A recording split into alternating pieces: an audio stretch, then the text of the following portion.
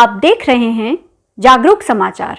हमारा मकसद है सच को सामने लाना, ताकि समाज को बेहतर बनाने का संघर्ष तेज कर सके, अपनी भूमिका निभा सके। आप देख रहे हैं जागरूक समाचार।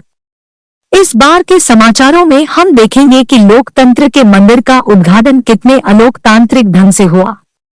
उसी दिन भ्रष्टाचार की कहां पोल खुल गई। अभी देखेंगे कि तानाशाही का चरम कहां देखने को मिला। इसके साथ ही हम देखेंगे कि पहलवानों के समर्थन में कहां कहां धरने प्रदर्शन हुए और सुनेंगे कानून के विशेषज्ञ अधिवक्ता रमेश नंदवाना की बात।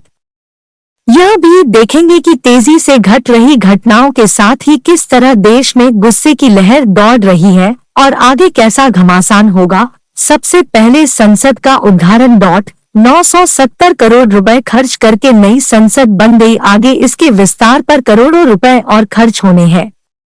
इसे लोकतंत्र का मंदिर कहकर सेगोल यानी कि राजदंड स्थापित करके ब्राह्मणवादी मंत्रोच्चार के बीच 28 मई को उद्घाटन कर दिया गया। लोकतंत्र का अर्थ है विरोध तथा विरोधियों का भी सम्मान करना, पर लोकतंत्र के कथित मंदिर के उद्घाटन तक में विरोधियों को दरकिनार कर दिया गया, तो कैसा लोकतंत्र का मंदिर, जिसके उद्घाटन में ही देश के सर्वोच्च नागरिक यानी कि राष्ट्रपति महोदया को पूरी तरह नजरअंदाज कर दिया गया। आखिर क्यों उद्घाटन का दिन भी कौन सा चुना गया? माफी, वीर सावरकर का जन्म दिवस यानी कि 28 मई को ही महाकालेश्वर के मंदिर के नाम पर जनता के 700 करोड़ से अधिक रुपए खर्च करके सप्तऋषि की मूर्तियां भी लगाई गई।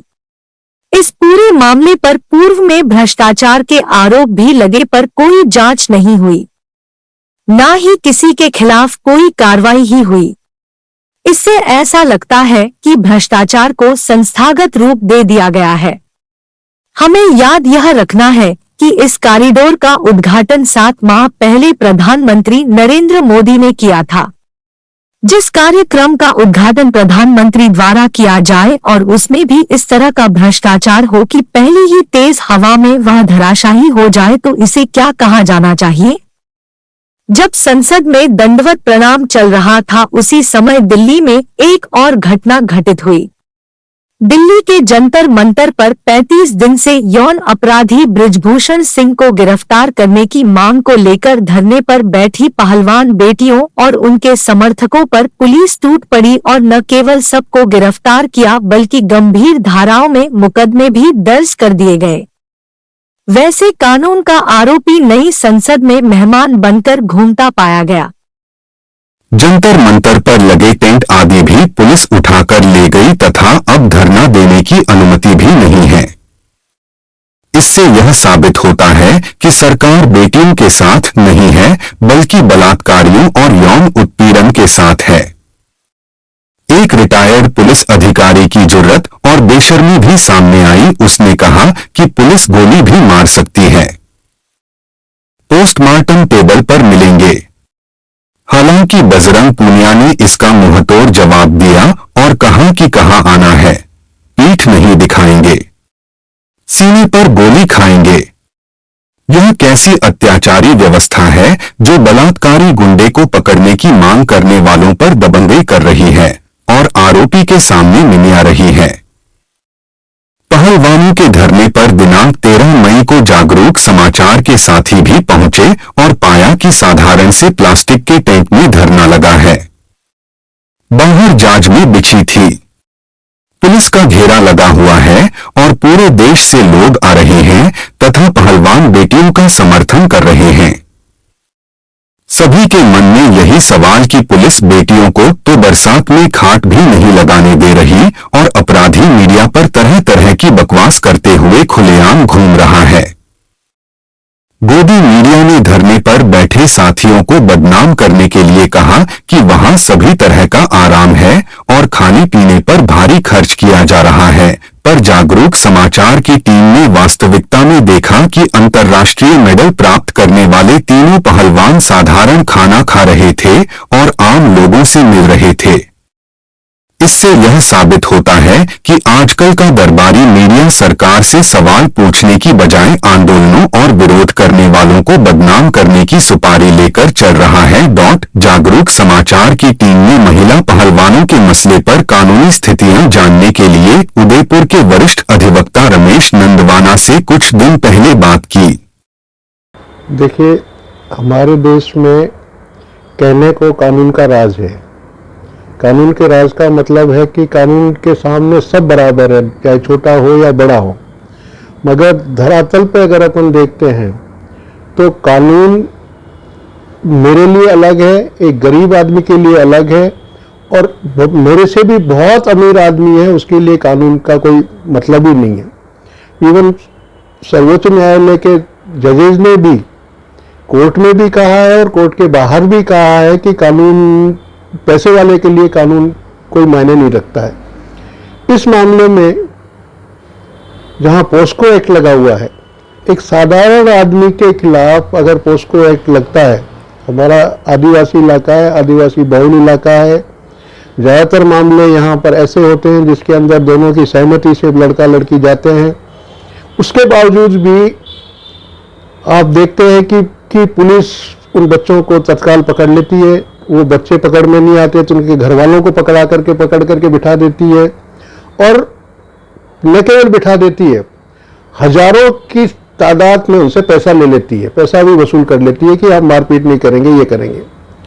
तो इस मामले में जब पोस्को का अपराध है तो प्रथम दृष्टया पुलिस को ये कोशिश करनी चाहिए थी कि उस आदमी को जिसने ये अपराध किया, जिसपे अपराध का चार्ज है, कोई नहीं कह रहा है कि उसने अपराध किया है, वो कह रहा है अपने आप को निर्दोष बता रहा है, तो तू सर्टिफिकेट बांटने वाला कौन होता है भाई? अगर तू निर्दोष है तो कोर्ट तेरे को बरी कर देगा। बिल्कुल। तेरे पे आरोप लगा है तो आरोप तो तेरे को फेस करना पड़ेगा ना। और आरोप फेस करने का तरीका ये कि पुलिस उसको गिरफ्तार करे, और कोर्ट ये उपयुक्त समझती है कि उसको जमानत पे छोड़ना चाहिए या नहीं छोड़ना चाहिए, तो फिर बाहर आए। पर उससे पहले ही ये नया डेवलपमेंट है 2014 के बाद का। कांग्रेस के टाइम में भी मुकदमे होते थे, और जो पब्लिसाइज मुकदमे होते थे उसमें बड़े बड़े लोग जेल में गए। कांग्रेस के लोग 2014 से पहले भ्रष्टाचार के आरोप लगे, और भ्रष्टाचार के आरोपों में ये कहा कि सब कई मंत्री जेल के अंदर चले गए।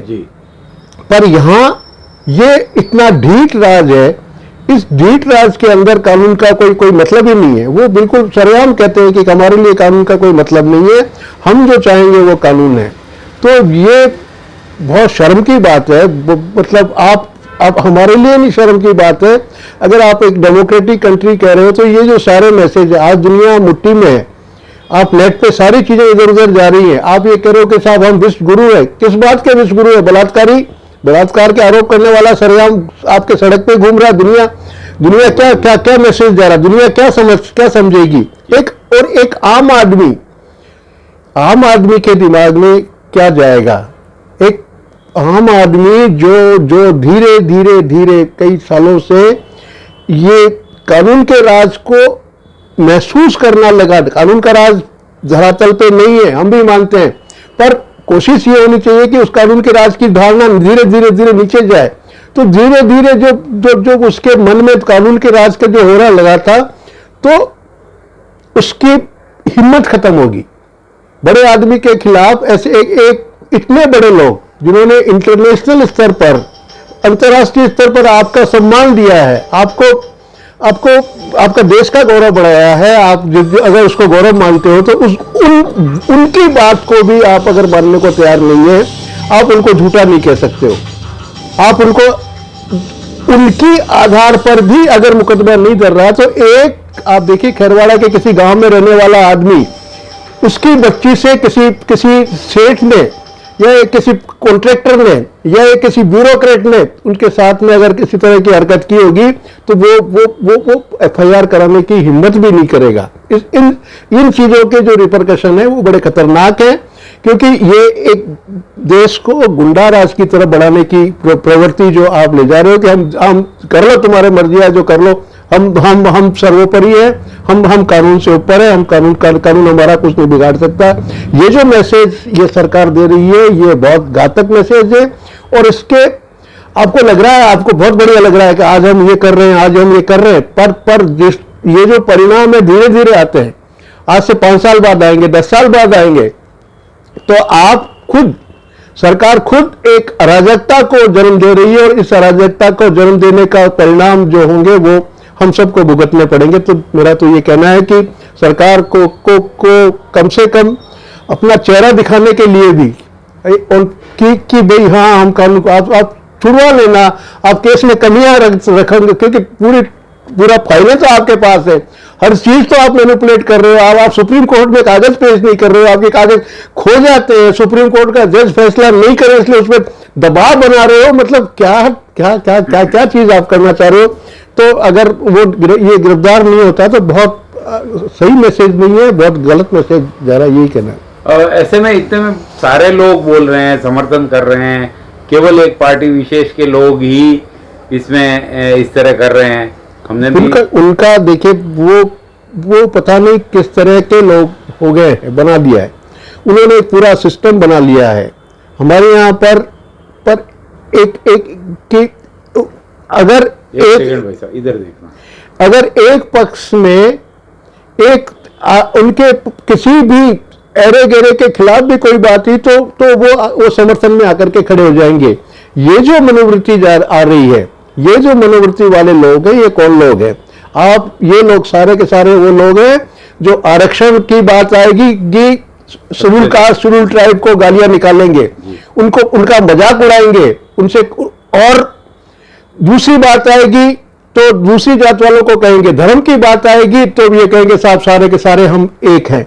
तो ऐसे ये जो लोग हैं, ये जो समाज में वैमनस्य फैलाने वाले लोग हैं, ये आज से 10 साल पहले नहीं था, इन लोगों में भी नहीं था। ये भी हमारे ही लोग हैं जिनमें विकृत मानसिकता बना रहे हैं, जिन लोगों की विकृत मानसिकता बना रहे हैं कि साहब किसी भी चीज का अब सही चीज को भी सही नहीं कह सकते हो, तो ऐसे नपुंसक आप बना रहे हो लोगों को। वो अपने लिए क्या बोलेंगे? आज उनके साथ हुआ है, आज 2000 का नोट बंद कर दिया, कोई बोलने वाला नहीं है।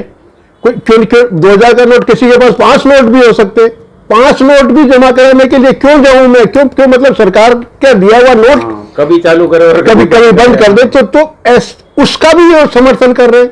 कोई भी गलत काम सरकार कर रही है उसके समर्थन में आने वाले जो लोग हैं, ये जो मानसिकता है, तो ऐसी मानसिकता वालों ने ऐसे पूरे गुंडा तत्वों का आसाराम के समर्थन कर रहे हैं ये लोग। ये जो पंजाब के कठुआ में इन्होंने समर्थन किया, और सभी जो संत इनके मार्ग पे, मंदिरों के अंदर कई तरह की घटनाएं, दुर्घटनाएं, बलात्कार के मामले जाते, उनका इन्होंने समर्थन किया कहीं पर भी ये। और कभी भी इन्होंने गरीब आदमी की, अनुसूचित जाति की, जनजाति की, माइनॉरिटी के साथ में न्याय हुआ उसके समर्थन में ये लोग कभी नहीं आए, कभी गरीबी के साथ समर्थन में के खिलाफ नहीं आए, ये कभी बेरोजगारी के खिलाफ ये लोग नहीं आए। तो ये जो मानसिकता बनाई जा रही है, ये मानसिकता पूरे समाज पर कब्जा करने की उनका मीडिया सेंटर है, और उनका पूरा का पूरा मीडिया सेंटर ये नहीं चला रहे हैं। इनके पास, मेरा ये कहना है कि इनके पास इंटरनेशनल कंसल्टेंसी है, जो फेसबुक वाले हैं, जो आपके यूट्यूब वाले हैं, गूगल वाले हैं, इनके जो कंसल्टेंट है, इनका मीडिया सेंटर चला रहे हैं। वो इनको किस तरह से कौन सी चीज डालनी है, ये जो एडवाइस है उनके वहां से होकर के आ रही है। तो पूरी की पूरी जनरेशन को, पूरी की पूरी नस्ल को बर्बाद करने का काम ये लोग कर रहे हैं। और ये आज नहीं तो 10 साल बाद, 5 साल बाद जब भी पता लगेगा लोगों को, तो तब इनको कोई माफ नहीं करेगा, और मगर तब तक बहुत समय बीत चुका होगा। तो मेरा तो ये कहना कि सभी लोग जो थोड़ा भी जिनमें लॉजिकल पावर है, जिनमें थोड़ी सी भी तार्किकता है, उनको इन सब चीजों का खिलाफत करनी चाहिए, पुरजोर तरीके से आवाज उठाना चाहिए। पहलवान कोई बहुत महान नहीं है, पर एक मंच पे आकर के उन्होंने एक अत्याचार के खिलाफ आवाज उठाई है, उस आवाज का हमको समर्थन करना चाहिए। ठीक है, धन्यवाद। 28 मई से पहलवानों के धरने को उखाड़ दिया है तथा वे अपनी मेडल बहाने गंगा की तरफ चले गए और पूरा देश चिंतित हो गया। ऐसे में संयुक्त किसान यूनियन और खाप पंचायतों के साथ ही देश के नागरिकों ने मेडल न बहाने की अपील की। उसके बाद से ही पूरे देश में गुस्से की लहर दौड़ गई है तथा हर जगह भाजपा की थू-थू हो रही है तथा पहलवानों के समर्थन में पूरे देश में धरने प्रदर्शन तथा जुलूस निकाले जा रहे हैं। उदयपुर में भी नागरिक संगठनों द्वारा सभा कर जुलूस निकाला गया। बल्कि जिन आदिवासियों का और दलितों का कल प्रधानमंत्री ने अपमान किया, उन सब के साथ एकता करके एकजुट होना पड़ेगा और हमको उनके समर्थन में खड़ा होना पड़ेगा। यही बात कहते हुए मैं अपनी बात को समाप्त करूं।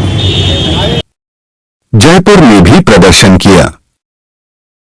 झुंझुनू में भी लोगों ने प्रदर्शन किया। बात यही नहीं रुकी है। इस समय पूरा देश पहलवानों के साथ है और आने वाले दिनों में भाजपा सरकार ने यदि बृजभूषण को गिरफ्तार नहीं किया तो किसान, महिलाएं तथा देश के नागरिक संगठन दिल्ली की तरफ कूच कर सकते हैं, ऐसी संभावना व्यक्त की जा रही है। जागरूक समाचार पहलवानों बच्चियों के आंदोलन के साथ है तथा बृजभूषण को गिरफ्तार करने, पहलवानों के धरने को जंतर मंतर से उखाड़ने वाले पुलिस अधिकारियों के विरुद्ध कार्रवाई करने तथा पहलवान बच्चियों और उनके समर्थकों पर लगाए गए सब केस वापस लेने की मांग करता है। आप देख रहे थे जागरूक समाचार। अगले सप्ताह फिर मिलेंगे नई जानकारी और समाचार के साथ। आपसे निवेदन है कि चैनल को लाइक करें, सब्सक्राइब करें और शेयर अवश्य करें। धन्यवाद।